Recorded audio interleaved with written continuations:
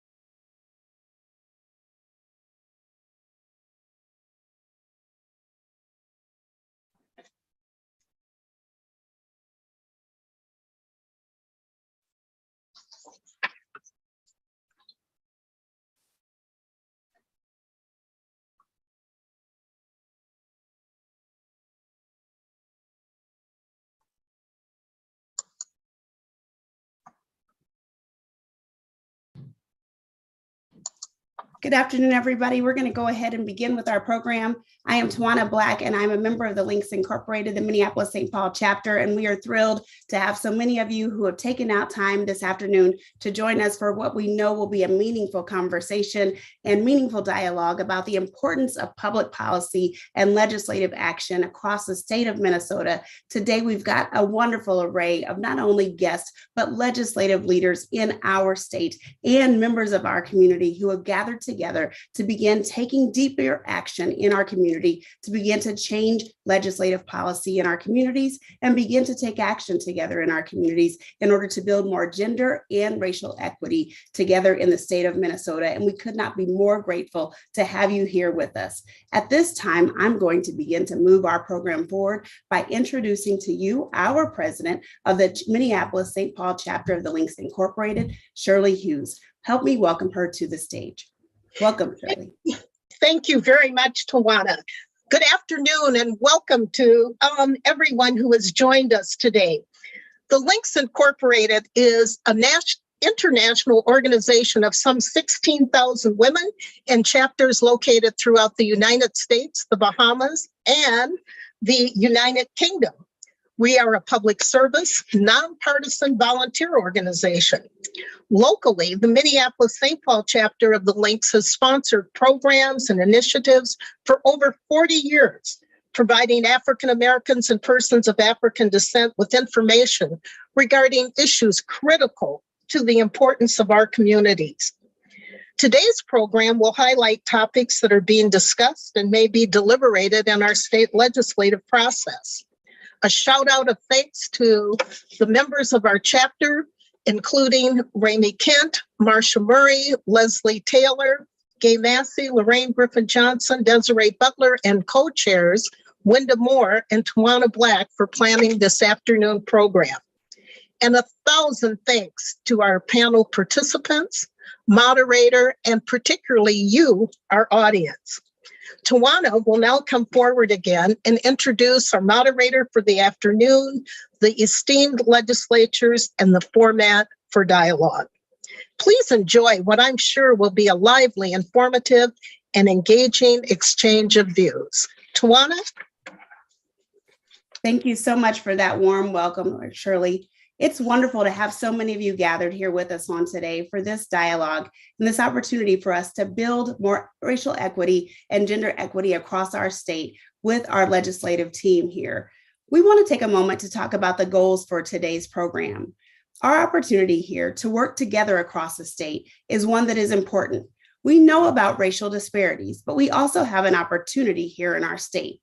Our hope is that as a result of participating today, we together will become more informed about the 2022 bills that are likely to advance efforts to close racial health, employment, wealth, education, and justice gaps.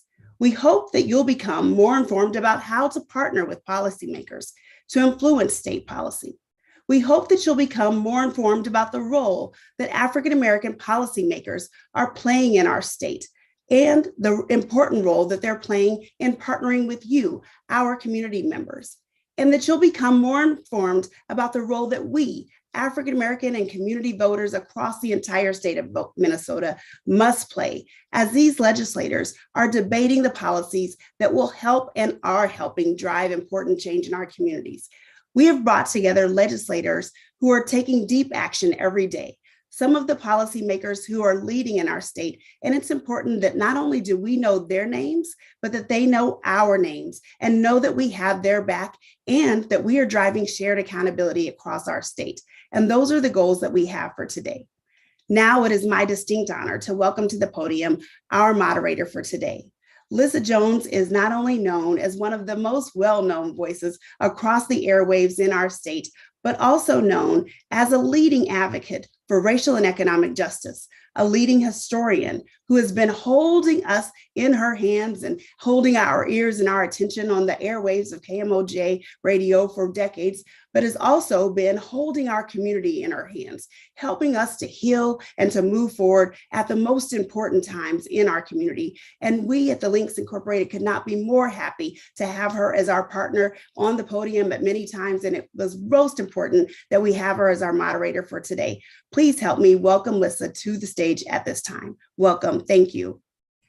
Oh, dearest Tawana, dearest President Hughes, thank you to the Links and thank you to our guests and thank you to our elected officials who are here today. I'm delighted to be here. That is quite an introduction and one I will tuck in my heart forever. I'm going to go ahead and set the tone for the event today. Welcome again on behalf of President Hughes and Tawana Black and the Minneapolis-St. Paul chapter of the Links. Today, we are going to focus on the state for African Americans and people of African descent in Minnesota. Hyperlocal right here, as they say, in River City and all across the state. The state of opportunity for African Americans and people of African descent to work in solidarity with our elected officials of all races and politics to establish public policies that close racial, health, wealth, and education gaps and justice and create communities that work for all of us.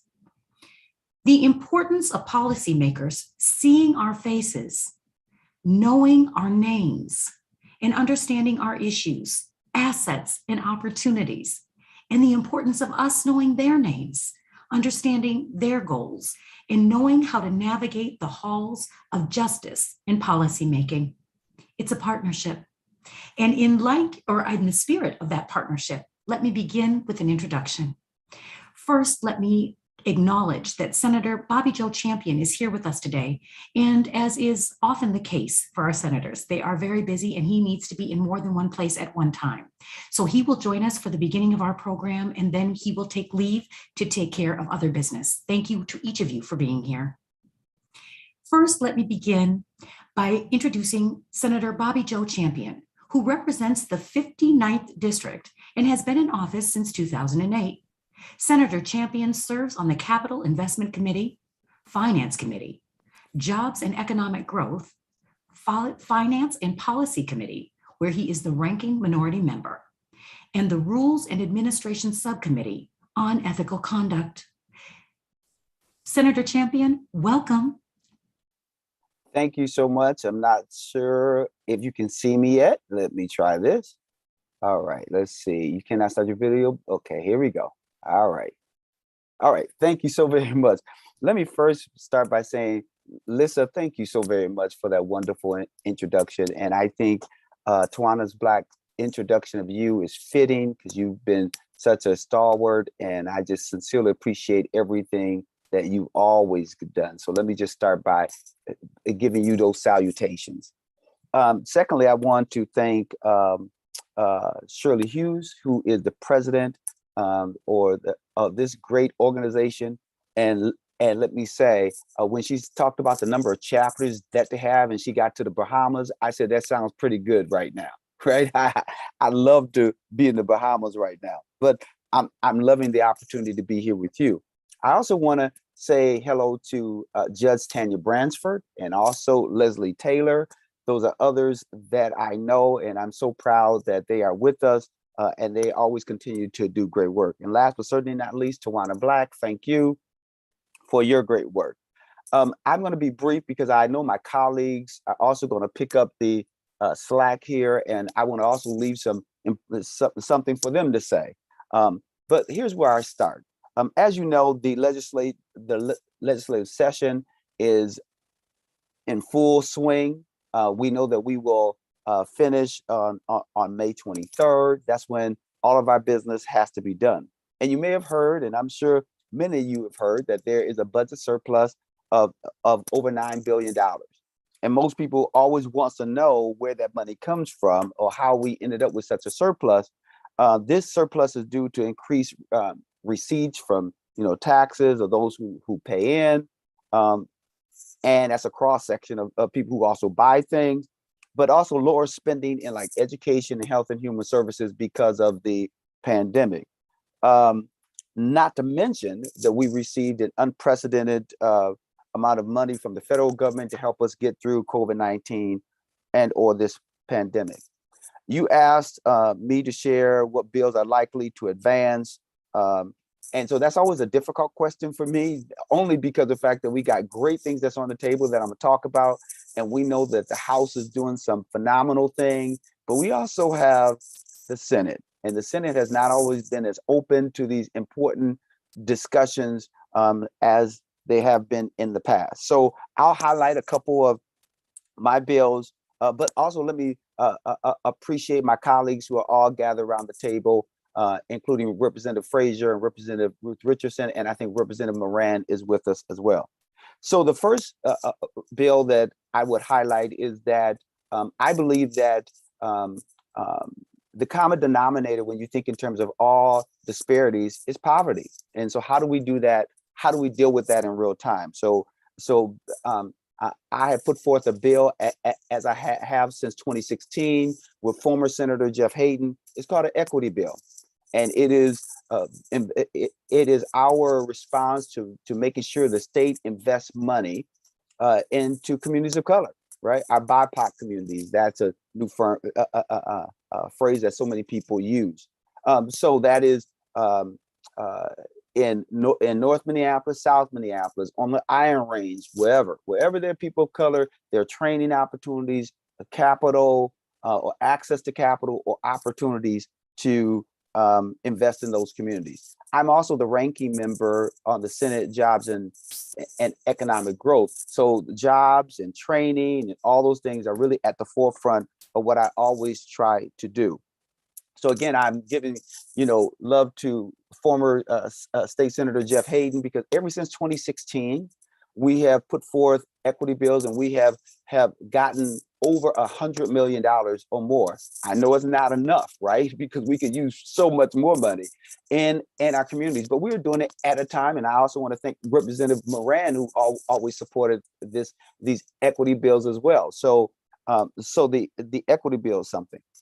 I also have been spearheading a bill around home ownership, because I think that we have to increase home ownership opportunities, because you talked about in your introductions, or at least I heard Tawana Black mention wealth, right? And the threshold or the start of building wealth is home ownership. And when you look at the gap between Blacks and whites when it comes to home ownership, it is atrocious. And so we have to close that gap. How we've been doing that as well is really raising the whole notion of home ownership. Okay. Build Wealth Minnesota, for an example. I always make sure that they have money in the budget in order to make sure that they're not only providing financial literacy, but also opportunities for our people to buy homes. We have also embarked upon something that's called 9,000 equities. That's a bill that I have with Build Wealth Minnesota. And the whole idea was to say, How do we make sure folks get in homes? How do we also make sure the folks who at one time or maybe using a Section 8 voucher can use that voucher and money towards home ownership? I think we have to be very creative. How can we also make sure that money that we're giving to nonprofits, that it really serves a real purpose when we think in terms of home ownership? Then we'll also talk about money for housing infrastructure bonds, and there's a number of different things that we are doing in that area. Education.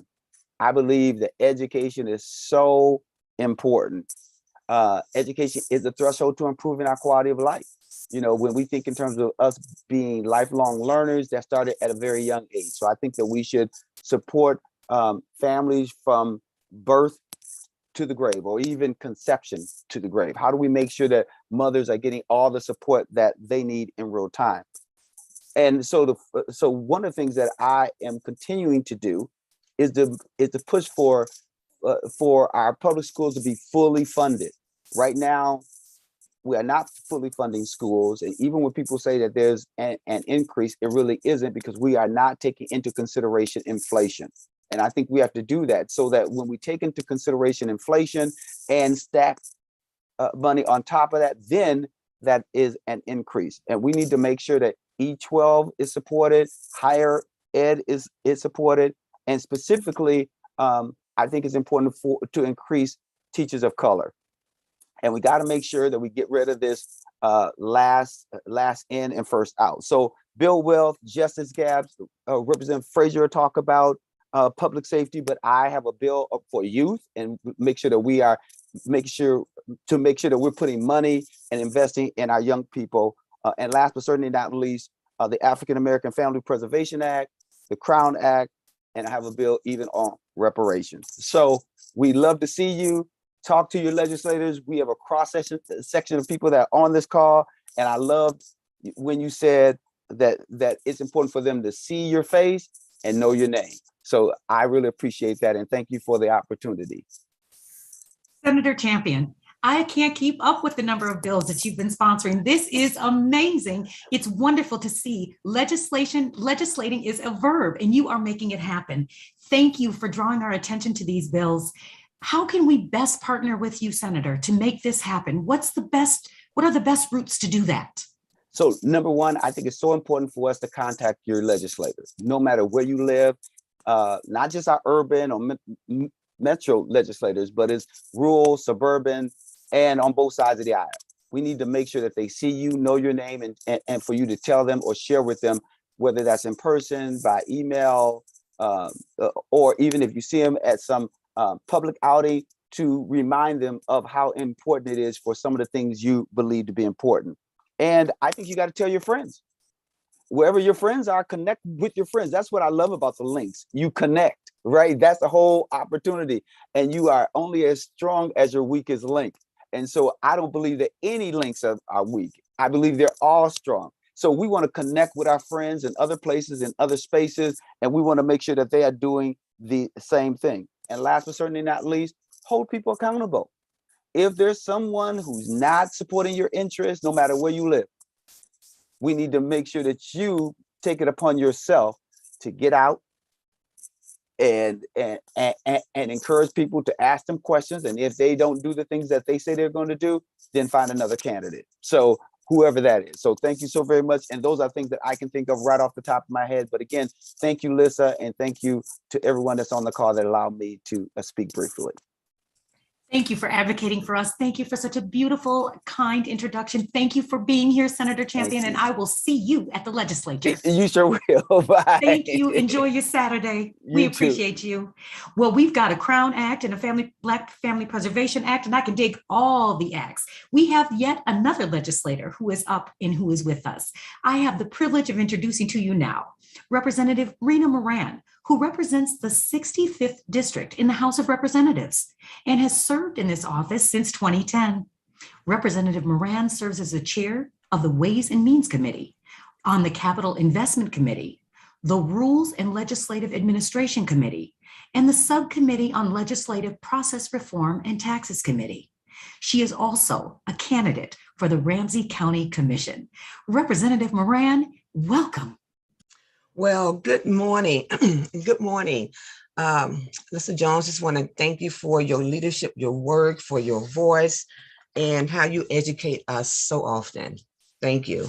Tawana Black, to you, you are a woman of so much and so much expertise and experience that you bring to the economics, the economy, and looking out for Black businesses. So I just want to say thank you for your work and for your leadership.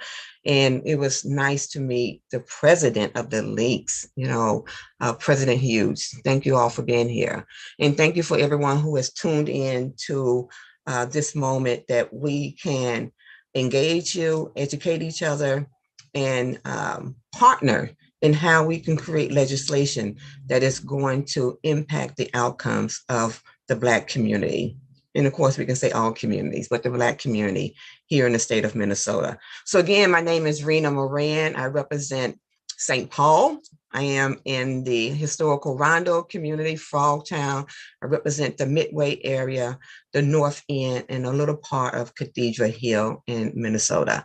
And, every day I say to folks today, as I say that this will be my last term in the Minnesota House of Representatives, it has been a pleasure and an honor to wake up every day to go to the Capitol and to know the privilege it is to be there to do the work of the people. I'm really, really excited about having that opportunity. Senator Champion talked about a lot. I mean, he just laid the land of the work that is happening and has happened in the legislature. I do remember in 2016 when we first brought forth the equity proposal to look at how we in the legislative body were going to invest into communities of color, right? Through policies, but also through dollars. It was something new, something that had not been done before, but that was a moment in time that I think has gotten us to where we are today, where as legislators in the Capitol, along with my House members, Representative Ruth Richardson and Representative Cedric Frazier, who have come in and added to the value that we're bringing to Black Minnesotans across this country, the work that needs to be done through policies and practices here in the body. And a lot of our work is just really is about educating legislators about our community and who we are, and changing the narrative of who we are, and also how we need to and continue to create laws that are fair and equitable, that represent all of us and not just some of us. And I have had the pleasure to do that over the last 6 terms. We do have a United Black Legislative Caucus in the Minnesota House that I and Representative Richardson are co-chairs of. We have gone from my first term with it being 3 African Americans in the Minnesota House, later on to have Senator Champion and Senator Hayden move from the House over into the Senate. That left me in the Minnesota House as one Black legislator in a body of 134. That's a challenge, right? But we've moved from that space. We're now 10 strong, 10 African-American legislators in the Minnesota House. And we call ourselves the United Black Legislative Caucus. And I just want to just name us so that we can know who we are. So you have myself, you have Representative Richardson there, Representative Cedric Frazier, you have Representative Mahmoud Noor, Representative Hassan, you have Representative Ibaje, also Representative Athena Hollins and Representative John Thompson, along with Senator Fata and Senator Champion in the Senate. That is the growth in the body, right? But we cannot do this alone. As state legislators, and we're growing in number and power, and how we see the work that needs to be transformed in the Minnesota Capitol has to be in partnership with community. We need community to know this legislative process. We need you to see the Capitol, and we need you to be a part of that process. The last 2 years has been very, very tough. The pandemic has happened, the civic unrest, the murder of George Floyd, the murder of, so many other Black young men. here in the state of Minnesota has made Minnesota ground zero for a 21st century civil rights movement. And that is going to take all of us being a part of what that looked like today. I would like to just share, I think that we have spent a lot of time riding the wave of the civil rights movement of the 60s, thinking and believing that, and we have grown so much from that time to where we are. But when we look back at the policies that are in place, some are 50 years old, some are 100 years old, have not arrived. So this is our moment. This is our moment in time to create the laws and policies that's going to not only help us today, but it's going to lead our children, our grandkids, and our great-great-grandkids to have a better future. And that is something that we need needs to happen. So our goals is to continue to close the opportunity gaps that we see in every system, to continue to address the disparities that we see within all of our system, to promote jobs and economic security for our communities, and advance and reform our criminal justice system, and look for civil rights for all. I don't want to take up too much time because we have two more awesome legislators before us, but I look forward to the questions and how we move forward today. Thank you. Representative Moran, it's always good to see you. You are a quiet force. You are doing so much work, and so often we don't know about it. So I'm so glad to be here to be able to say thank you. Absolutely. Thank you. Thank you. Representative Moran, as the chair of Ways and Means, how do we ensure that the African American community and our issues are addressed in the $9.25 billion with a B dollar surplus? Absolutely, $9.2 billion. So one thing that we are doing, our United Black Legislative Caucus, along with our People of Color Indigenous Caucus, are working collectively to make sure that we are putting bills forward that will support our community, that we're always at the forefront of what we're doing. We do our work through a race equity lens because race matter. And we are having these conversations with leadership as the chair of Ways and Means, which is a committee that anything that has a dollar attached to it has to come through the Ways and Means committee before it makes it to the House floor. That is it, right? And so we are leading to make sure that we are collectively and individually saying out loud, what do that look like for the Black community? Of a $9.9 billion, should there not be a percentage of that money that should go directly into our communities who've been impacted most by a pandemic, who has been disproportionately impacted by the murder of George Floyd, the civic unrest, and this movement that we're going through right now. And so I am helping with my colleagues in partnership with them, having these conversations, putting this out within our own environment about that 10% that we're talked about. Is it 10%? Is it 7%? Is it 5%? But how do we end this session through a more fair and equitable lens through the communities that have been mostly impacted, which is the Black community, closely led by the Native American community, that we get the resources that we need to make sure that we can move our families and our communities forward this session. I love the call to action. I'm so grateful, Representative Moran, and I'm so excited you're going to be here for the dialogue in a few minutes. Yes. Thank you for your contributions to this conversation so far. I'm excited to learn more and to hear more. Thank you very much. Absolutely. I really appreciate you. I now have the privilege of introducing to you Representative Ruth Richardson. I'm so excited. Representative Richardson represents the District 52B and was first elected to serve. I'm going to have to ask her what year she was first elected to serve. Excuse me, Representative. I've got a bit of a kerfuffle in my introduction here. My apologies. Representative Richardson is the Education Policy Committee Chair and a member of the Transportation and Finance Committee, Education Finance Committee, and Commerce, Finance, and Policy Committee. I mean, these representatives are giving new voice to the buck stops here. Welcome, Representative. Thank you so much for having me today. I want to thank President Hughes, our moderator, Lisa Jones, and Ms. Tawana Black for all of their work and advocacy. And I also have to call out one of my constituents, Meredith Moore, who has been an amazing support since I have been in the legislature. I'm now serving my second term. I represent District 52B. I live in Mendota Heights, and I also represent Sunfish Lake, Inver Grove Heights, and portions of Egan as well. Being in this space this morning, talking about the agenda for our communities is feels really heavy, especially over these last few years. We know before the pandemic that the disparities were great, the opportunity gap was great, and they have only increased with the pandemic. And I am very proud to serve with Representative Frazier and Rep. Moran as well to try to build on work that we have been doing.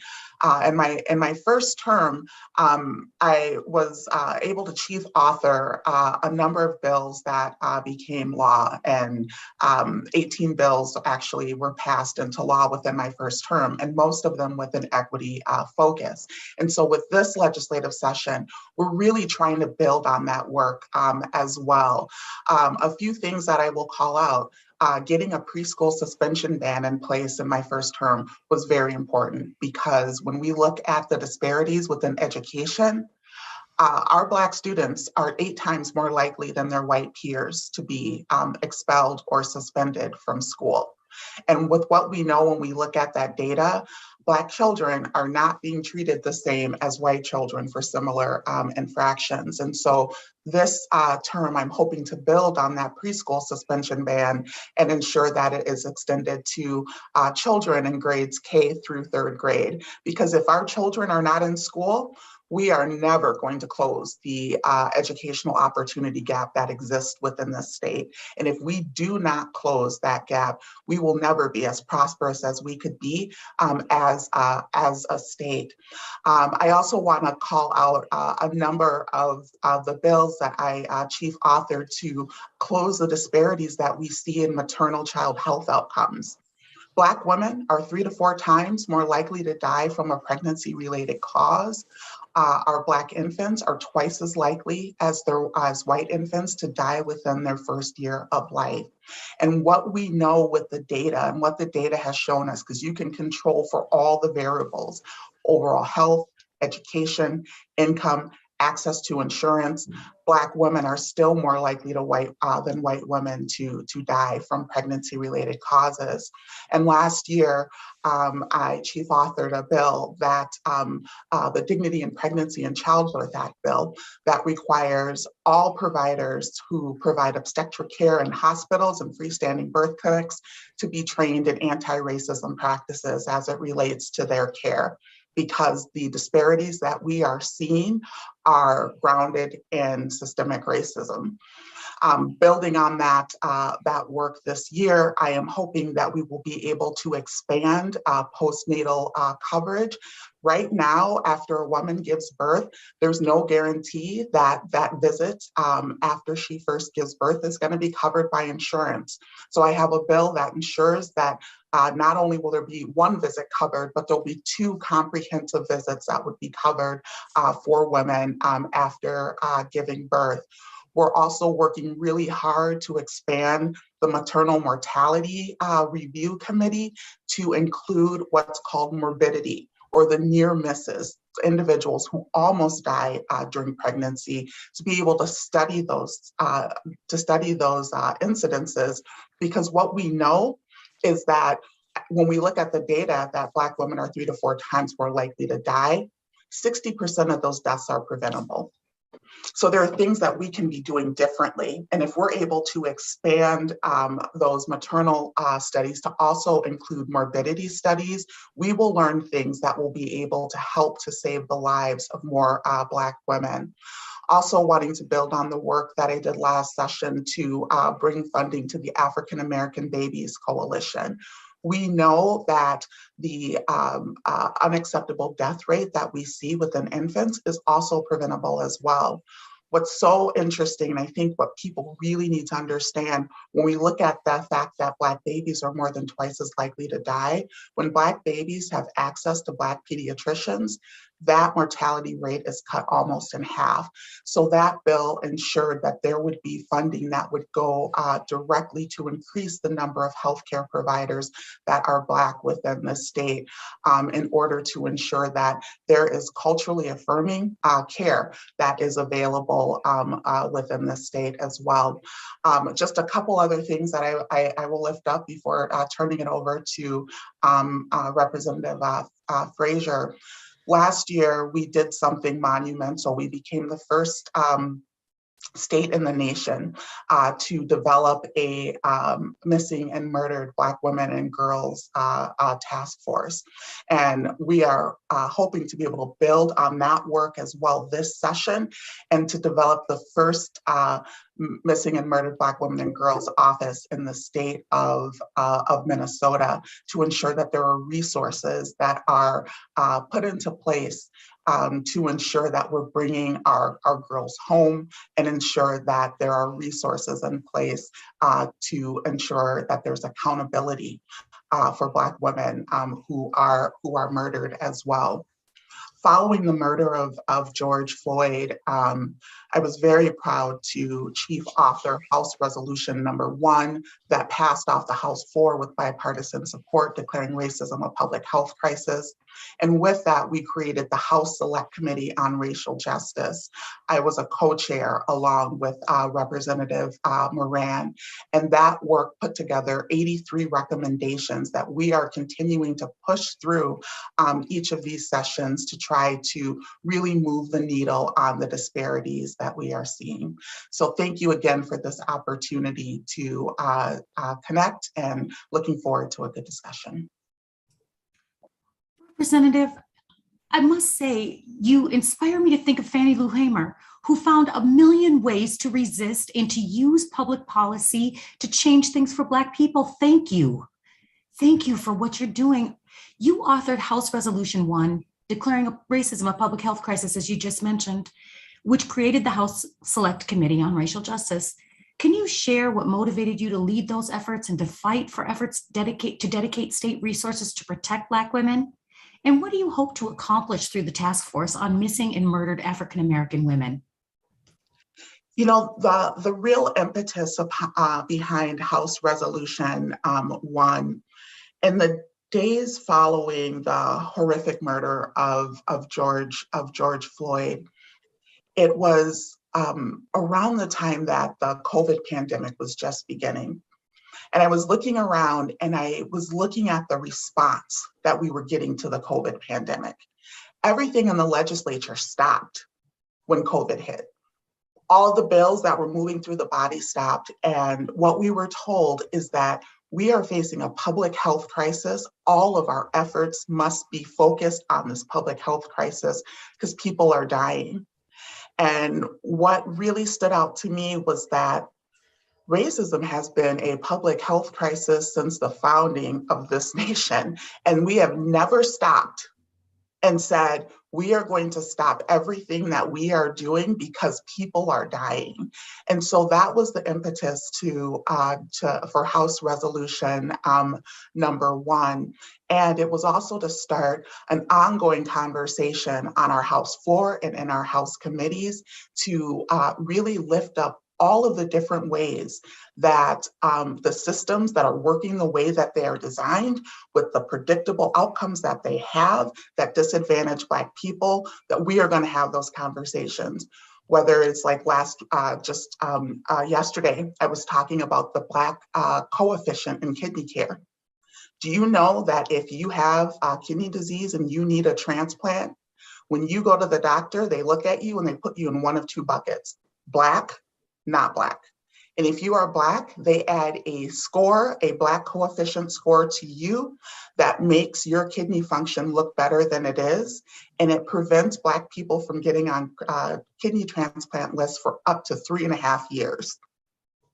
And so it is so important that when we have the ability to have our voices heard, that we use it to lift up those who have been left behind.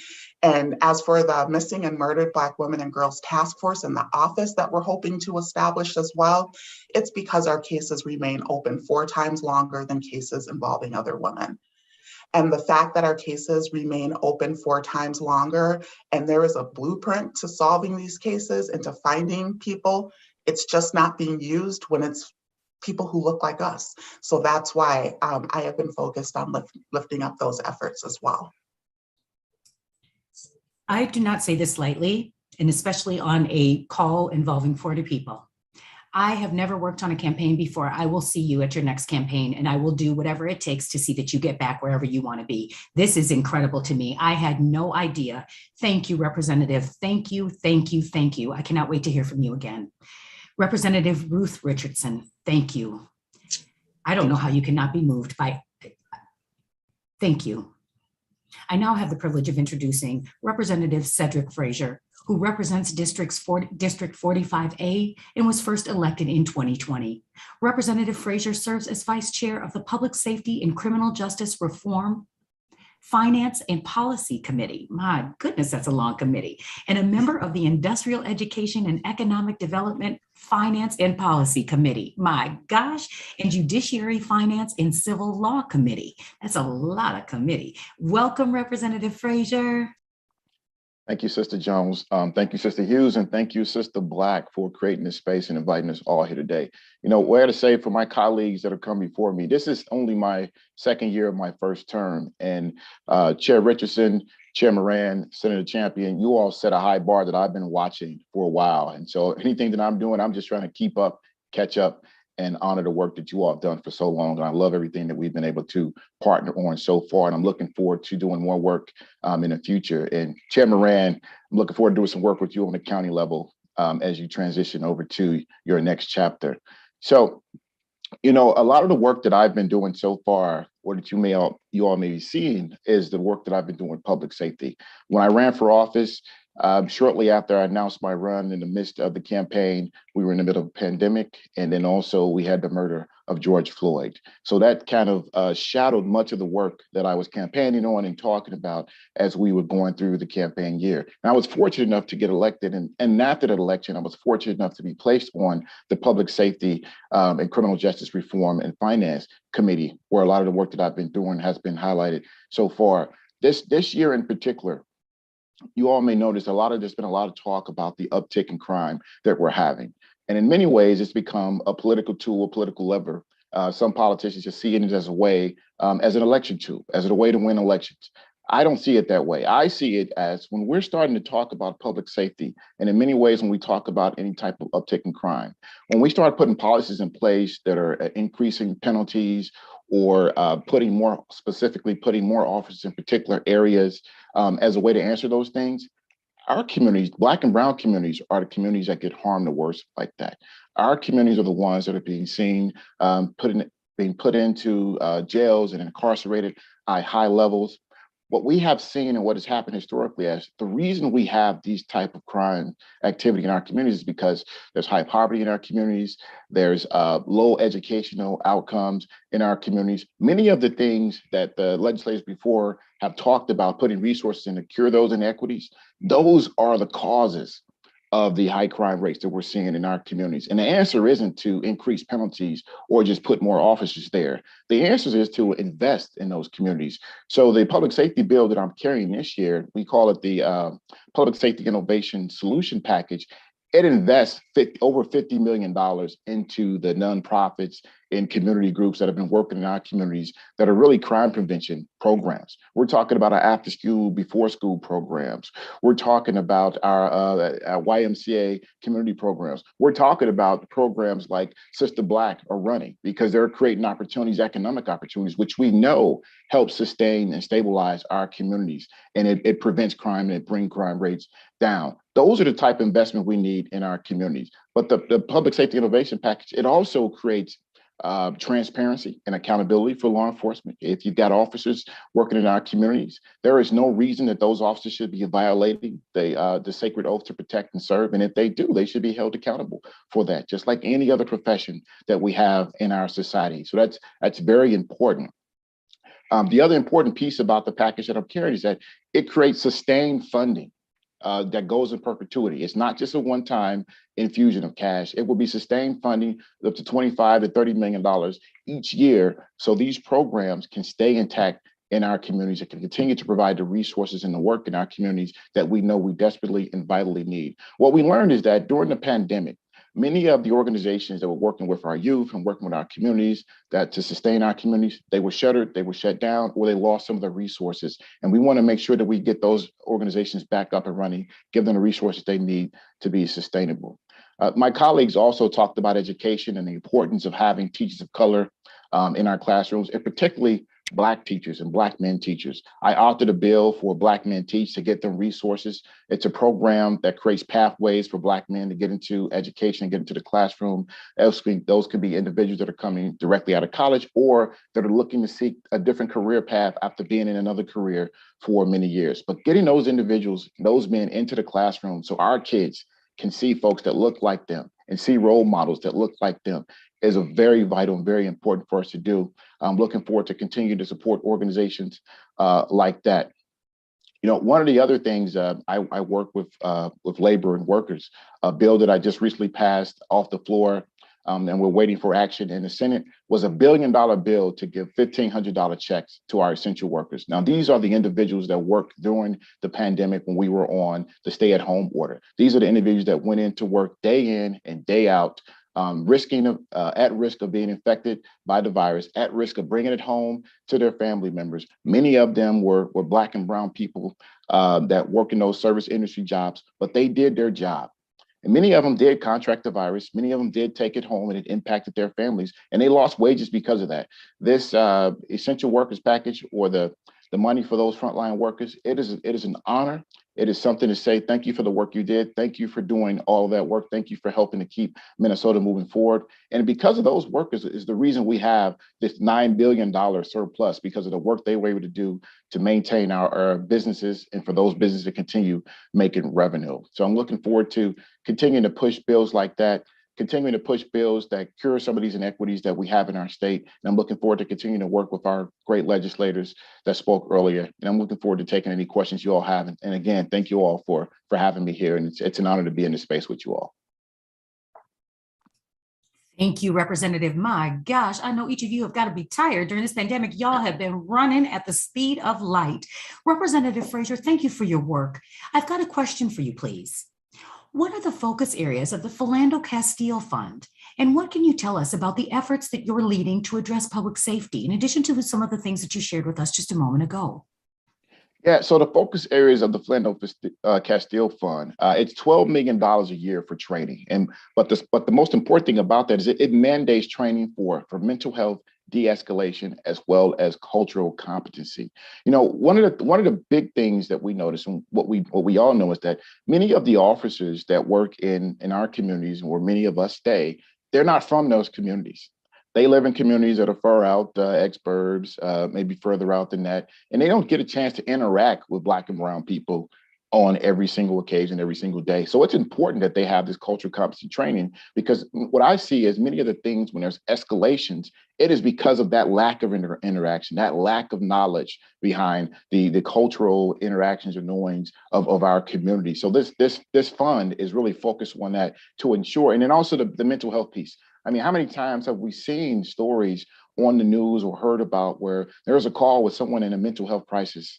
You're calling the police officers and they're not trained or not equipped to deal with those situations, and it escalates to a situation where someone could be drastically harmed or lose their lives. And those are the things that we're trying to prevent by having this training in place. Now, that's absolutely not enough. You talked about what else I'm doing around public safety, and much of it I talked about with the large bill that I'm carrying to create those funding sources for our community groups. That is so that, police officers are only one part of our public safety framework. And that is what we have to understand. It is not the only part. It is not the only answer.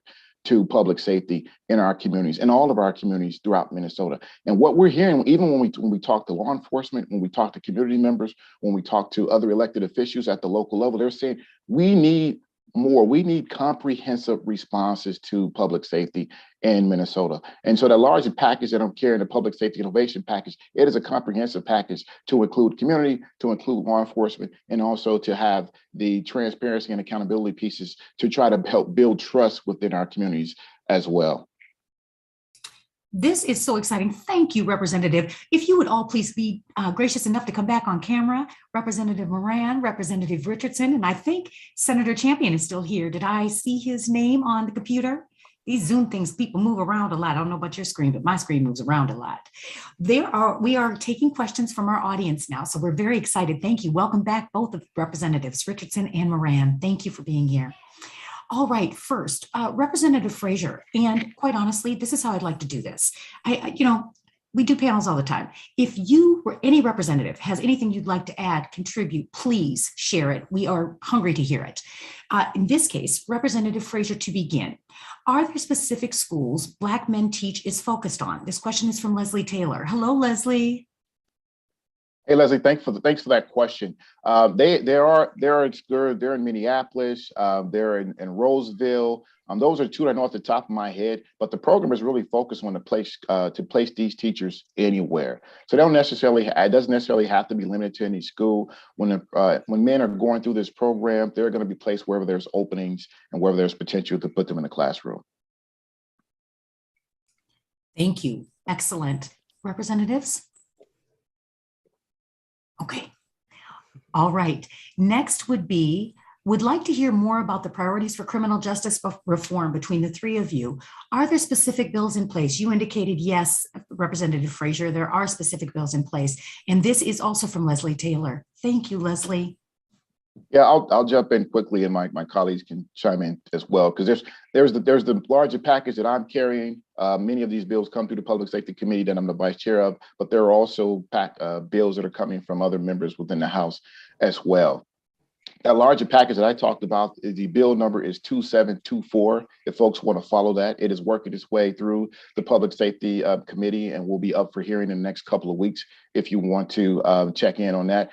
One of the big things that you all can do for that package is reach out to your representatives, the circles that you in. I know that you have huge networks. Talk to your colleagues, talk to your friends, tell them the importance of passing a bill like this, the resources it's going to put into the communities that have been deprived of resources for so long that leads to an uptick in crime when we don't have the type of investment we need, but also the accountability and transparency pieces and policy within that bill in terms of accountability and transparency for law enforcement, as well as helping to build trust with our community. So reach out to your local representatives and reach out to your friends and have them post it on social media, call their representatives to say how important it is to pass these bills. There's also a bill that I carried last year that is just waiting to hit the floor to be voted on. It's a prohibition on white supremacists being involved in law enforcement. This is important because this is what we're learning and continue to learn from what happened with January 6th, of how we're having folks that are involved in white supremacy groups joining law enforcement as a way to harass and harm communities, particularly communities that look like ours. And so it's important that we have mechanisms in place to make sure that we prevent individuals like that from being a part of law enforcement. There is no way we can have trust in law enforcement if we don't know for sure the type of individuals like that are not a part of our law enforcement. Thank you. And let me just speak to that. So in addition to being really, to be really intentional and focused on what public safety in regards to investing in community organizations that are out there on the ground doing the work to, stop the violence, to promote health and safety and well-being, who are actually doing the work. So that's a big part of what we're working on, is to get those dollars into our communities, specifically within the Twin Cities, but also across the state. The second part, I'm a part of a council on justice reinvestment that is focused on probation. We want those who are re-entering the community to be a part of a system that's going to allow them to be successful. There's programming that you have to make sure that they are mandated to attend, that they have housing. Well, if we don't have programs, we don't have housing for those who are re-entering the community, the system is working just as it's doing, where they find themselves reoffending and going back into the prison system. So that's a big bill I'm going to be carrying. We're putting the language together in partnership with the Department of Corrections that you will see moving through the body right now, because we have to, and it is supported by the 87 County Association. They're all supporting this along with DOC and our Commissioner John Harrington and others. But that is going to be a huge and transforming a system that allows those who are re-entering, which is a lot that looks like us, who is in the system, who are coming back on probation, to be successful. And I would just add, we have a long way to go in terms of building a public safety system that works well for everyone. But I do just want to take a moment to talk about the advances that we were able to make last session was due to the leadership of Representative Moran. Without Representative Moran, we would not have made the progress that we made last session. So I just have to lift her up.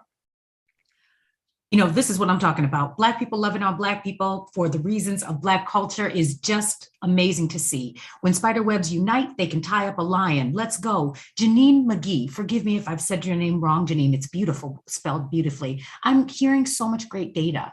Is there some place to get more and regular information on these issues? Knowledge is power. Representative Richardson, you had a great deal of data. Do you have some place that you are able to go to, or is there someplace we can follow in addition to following you? Yeah, there's a couple of resources. I would encourage everyone, if you do not yet have a copy of the House Select Committee on Racial Justice report, that is a great resource. I will try to, after this, I'll find it and I'll throw it in the chat, a link to that in the chat so that you can take a look at that.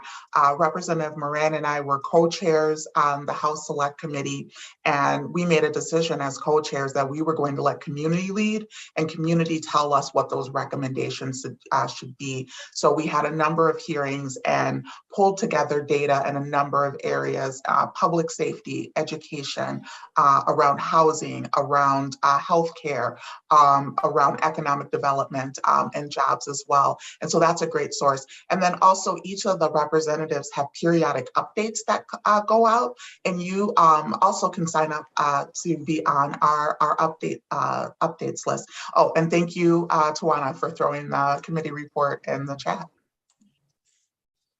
Thank you, Representative Richardson. I'm taking quick notes, and thank you, Tawana, for putting in the chat. That's just like Tawana. She's always prepared. I mean, she will do it in 2 seconds. Go ahead, President Black. Thank you so much. Okay, Meredith Moore, thank you. On Meredith's behalf, she says, thank you all for being here today in capital letters with an exclamation point. That's beautiful.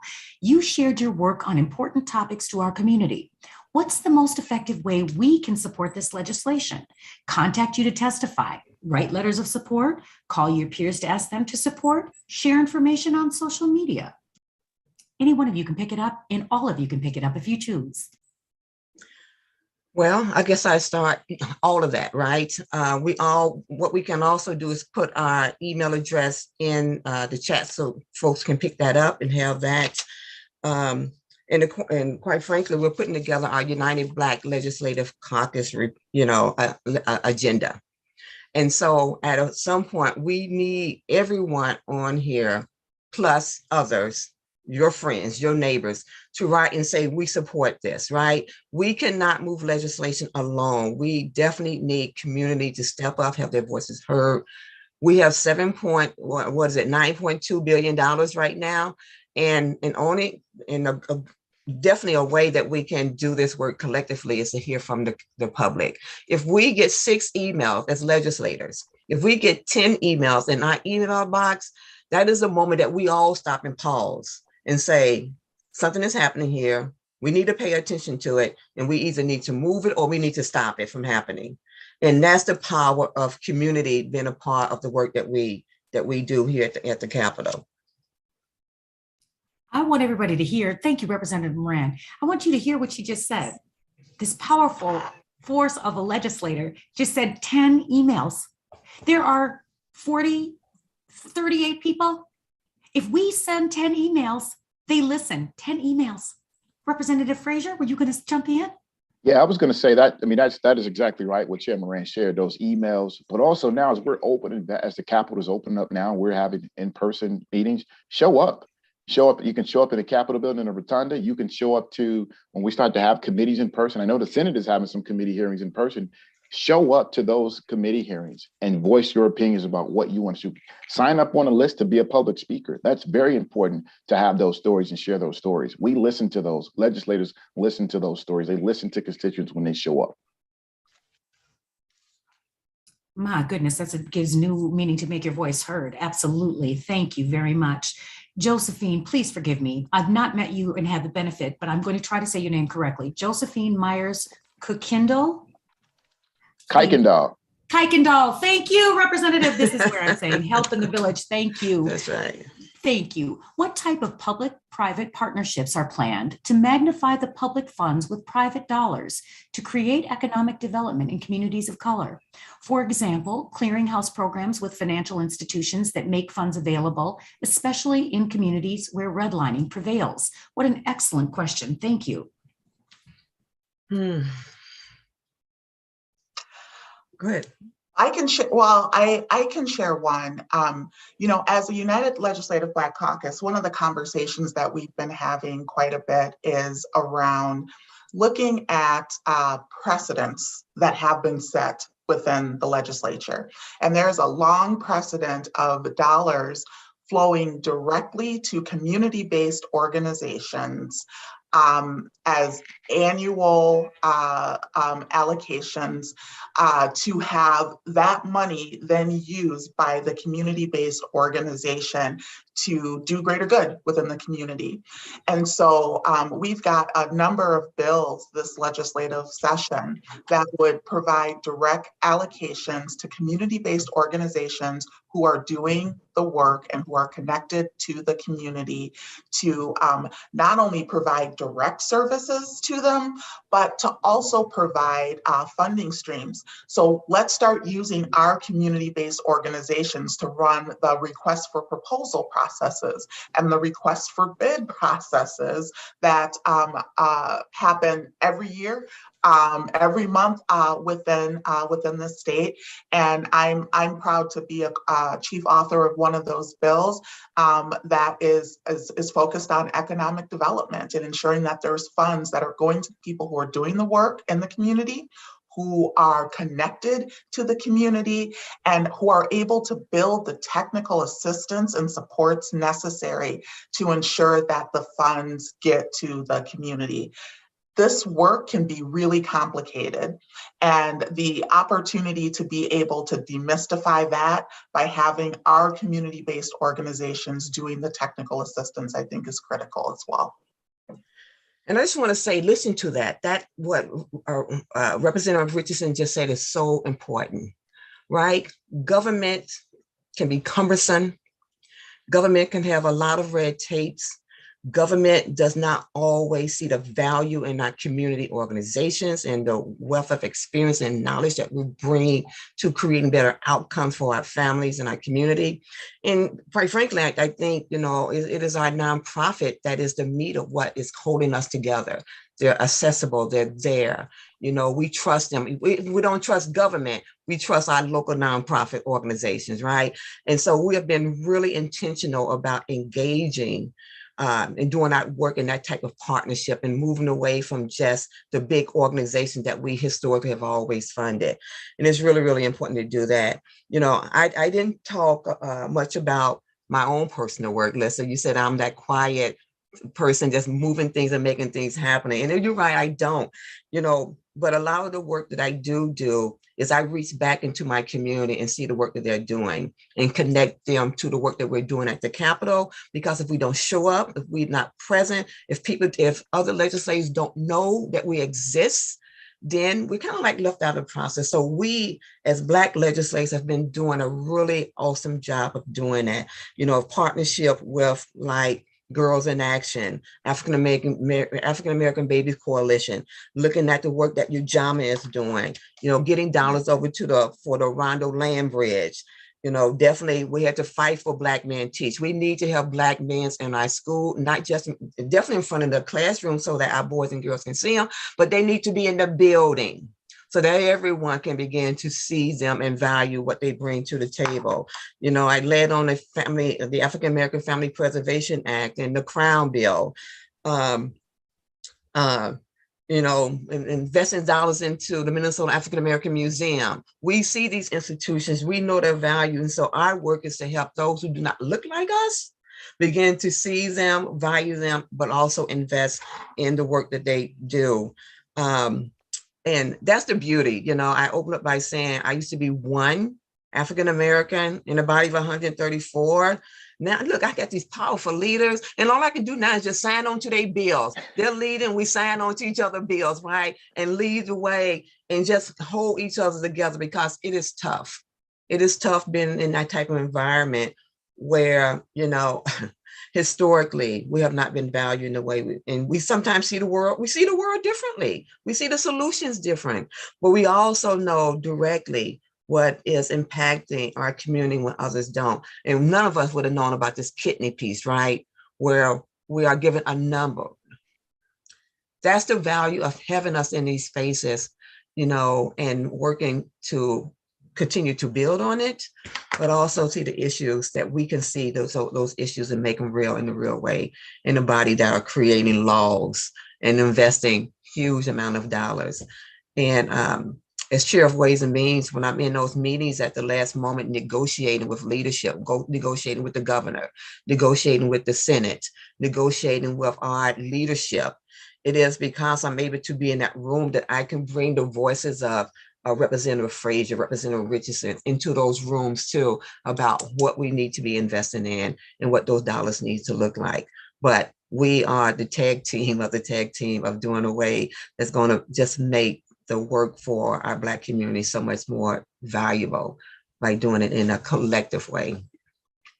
We so appreciate each other. I so appreciate them.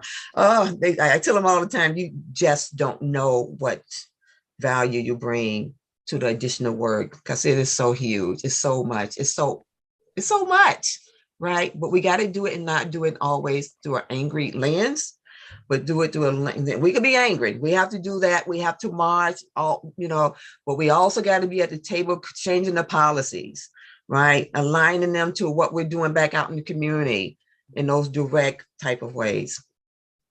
Thank you, Representative. Your enthusiasm is contagious. Representative Frazier, did you want to speak to this before I pivot? Yeah, just quickly, what Chair Richardson said when she talked about getting those resources directly to our nonprofit groups to distribute the resources out to the communities. Chair Moran and I met maybe a couple of weeks ago now with a bunch of nonprofit leaders that look like us. And one of the things I said in that meeting was like, there are a lot of resources out there. You all don't have to fight each other for these resources. We just have to make sure we get them out. And that's where you all can be very helpful with pushing us and pushing other legislators and letting them know how you want these resources to come into our communities, because we need to get the money there. We know how to serve our communities. We've been doing it well for a long time. Many of you have donated to these organizations very generously, and we need to make sure our government start to play a role in funding these resources as well, because they're very impactful and helpful in our communities. Well, I can tell you that having spent 9 years as the executive director at African American Family Services, I can't tell you how desperately we need our institutions and how we have to fight to keep them, to get equitable resources and not fight each other. Fight together to get the resources. Thank you so much, representatives. Judge Bransford, I can't call her by her first name because I just can't. Judge Bransford, it's good to hear from you. Thank you. Representatives, I see that there are some bills pending in the Senate which would increase the time that all persons sentenced to prisons would have to serve, such as SF 2850, which would change the time served in prison from 2/3 to 3/4. Are the coalition of Black legislators working to make sure that more restrictive and more mandatory minimum prison sentences do not pass? Bless you, Judge Bransford. Bless you. And Judge Branford, 1,000%, yes, we are working to make sure those things do not pass. This is kind of what I spoke to or alluded to earlier, is that is what we're seeing when this conversation around uptick in crime. This is the answer that we're seeing from some, and mostly it's from our GOP colleagues in the Senate. We're seeing some of these bills introduced in the House as well, but they have to come through public safety. Chair Mariani gets to decide what bills come through public safety. We're not hearing bills that are going to increase these penalties that are going to be really harmful to our communities. So we're going to fight as much as we can. And this is, again, where you all can be very helpful. Let your voices be heard. This is not what you want. This is not the answer to deal with what's happening in terms of the uptick in crime, and particularly to deal with what's happening in our communities. Yep. One, that bill would never see the light of day in the House. So it would never go anywhere. But the other part, even though we know it would not go anywhere, as Representative Frazier say, when you see bills like that, it's very punitive and we're going in the wrong direction. We need you to send those emails, and say, we need to stop this. This should not happen. And stories are powerful. Share your stories. Tell your stories to us. They do make a difference. Sister Jones, let me just add to that piece. So this whole response to, we just need to lock people up longer as a response to any type of uptick in crime, especially in light of we're 2 years into a pandemic where we've had organizations and institutions shuttered that provided the resources for our communities to give people positive places and structure and places to be. And those resources have been taken away. And this is not the answer. This is not the answer. Investment, resources to those institutions that have been helping and providing services to our communities. That is the answer. That has always been the answer. When we had the downturn in crime that has been trending down for over the last almost 2 decades, locking people up wasn't what was happening here. Longer prison sentences wasn't what was happening. In terms of prison sentences were going down, incarceration rates were going down, and crime rates were going down. So this is not the answer. What we need to be focusing on is, how do we get things back in place and better than what they were prior to the pandemic, and address what happened with the impact of the pandemic that had an impact on all of us, but particularly in our Black and brown and poor communities. We take the worst of it. Anytime we have a crisis, we take the worst of that crisis. And the pandemic has shown a light on all the inequities we had prior to that, and it's only becoming worse as we're still in the midst of this pandemic. We need resources, not locking people up. Absolutely. And I just want to share one thing too, because there has been a lot of discussion around the number of young people that have been involved with carjackings or other. There's been this narrative that has been developed, and I've been having a lot of conversations with my own constituents, because people are calling and it's like, are you going to be tough on crime? Are you going to make sure that everyone gets locked up? And I've asked everyone to take a moment, because when we hear about an 11-year-old or a 12-year-old being involved in a carjacking, the first thing that comes to my mind, because I know 11, 12-year-olds do not have fully formed brains, because fully formed brains don't come until like the late 20s. The first question that I have is, who is behind this 11 or 12-year-old being in this situation? And I think the conversation that we have not been having is understanding that there are people out there who prey on our young folks to put them into situations. And there was data that came out last year that caught my attention, that hasn't gotten a lot of attention within the state yet. But the Minnesota Department of Health and the University of Minnesota partnered together to do some research on kids in high school, and how many of those kids in high school had traded sex for housing, for food, for alcohol, or other items. And what we are seeing across the state is that there is a crisis situation that is going on, where we have our young ones who don't have the access to resources, the things that are oftentimes taken for granted: a safe place to sleep, a warm place to sleep, food. And so understanding that the count that we currently have is likely an undercount, because it only counts the kids who happen to be in school on that day, who answered that question. And there were kids in every part of our state who were part of this. And in terms of the sexual exploitation pieces that we are seeing within the state as well, typically those services had been focused on kids between the ages of 14 and 24. The state has seen that they had to actually change the policy around how young they could serve kids. They're serving kids now that are 10 and 11 years old. So understanding that when, behind the statistics that we are seeing are real people, real lives, and real pain. And everyone that I've talked to, even the people who have said we need to, throw people in jail and toss away the key, you start having these conversations with them, and they are able to look at this in a new way and understand that there are supports and resources that need to be available for these kids who are in this situation. I am sick to my stomach. I am horrified. I am absolutely horrified to find out that that's what's happening to children, and that's what's happening to our children. I think about Resmaa Menakem. He teaches us that trauma decontextualized in an individual can look like personality. You see me on the corner and I'm acting out. You don't say what happened to me. You say what's going on with her. What is she doing? And trauma in a family, when decontextualized, can look like family traits. You know the names of the families who have been Bucky for the whole time you lived in Minnesota. Those are the family. Those are things that could look like family traits. And trauma decontextualized in a people, you dig, can look like culture. Well, do we want to talk about trauma? Because let's go. And the impact of trauma that has had on the Black community. When we can look back and talk about the last 2 years, that has just exacerbated the needs of trauma. We talk about adverse childhood experiences. We are all a product of our childhood. And behavior health, something that as Black people, we often do not talk about. Often, this narrative that, it's a taboo, if we just get a job or we just, go to school or just get ourselves together, then everything will be okay. We have seen that especially over these last 2 years, that as we talk about our children, that Black children as young as 10 years old are committing suicide. That is what is happening.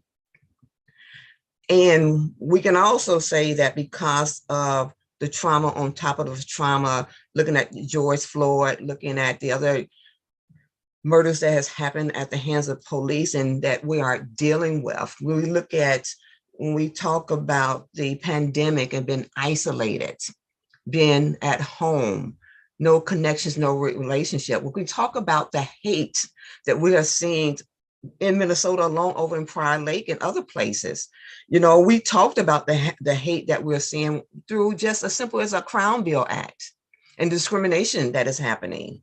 This is just trauma on top of the trauma. There's an organization that I'm sure that maybe I'm hopefully like my sister Jones, the African American Child Wellness Institute, that we at the state has historically underfunded, had not properly saw the value and the wealth that is needed to have culturally specific health professionals in front of our children who are, when our kids are being removed from the classroom, that they need to be connected to a professional, that often our Black kids are not seen as kids, but seen as adults. All of that is something that has a huge impact on, from out-of-home placement, something I've worked on a lot, to not putting kids when they are removed from their homes, in homes with relatives. But we have to address it. So I have a huge bill specifically because I look back into the community and say, where are we doing this? The state cannot be the one that is looking after our babies, because historically they have not done a good job of doing that.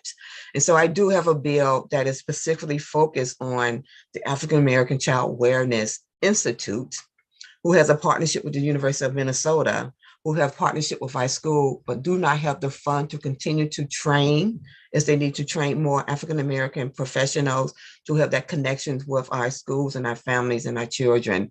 And so again, we're going to be moving a legislative agenda here that we need the community support. We see solutions in the ways that others do not and cannot and have not seen it.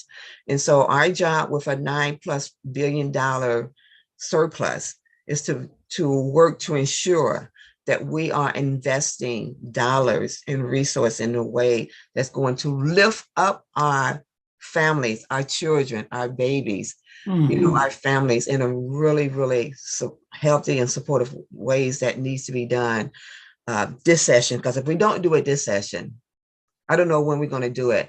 But let me just be clear really quick is that we are the only divided legislature in the country, which means that anything that we do here has to be negotiated with a Republican Senate. A Senate and a body who believe that government is a problem, and so we're not going to invest in government, versus Democrats who believe that government has a role to play to make people's lives better. So we need your voices more than ever this session to say that we have to invest, because the statistics are there, who has been impacted, that the Black community, Black nonprofits, Black community has been disproportionately impacted by the pandemic and civic unrest these last 2 years, but historically, so much longer than that. Thank you, Representative Moran. And Ms. I'm so sorry. Pardon me, Representative. I just wanted to tell you, I'm sorry. I'm going to give you each about a minute and a half. And I'm sorry. I'm in radio, so I can do it in a minute and a half. I hope you can too.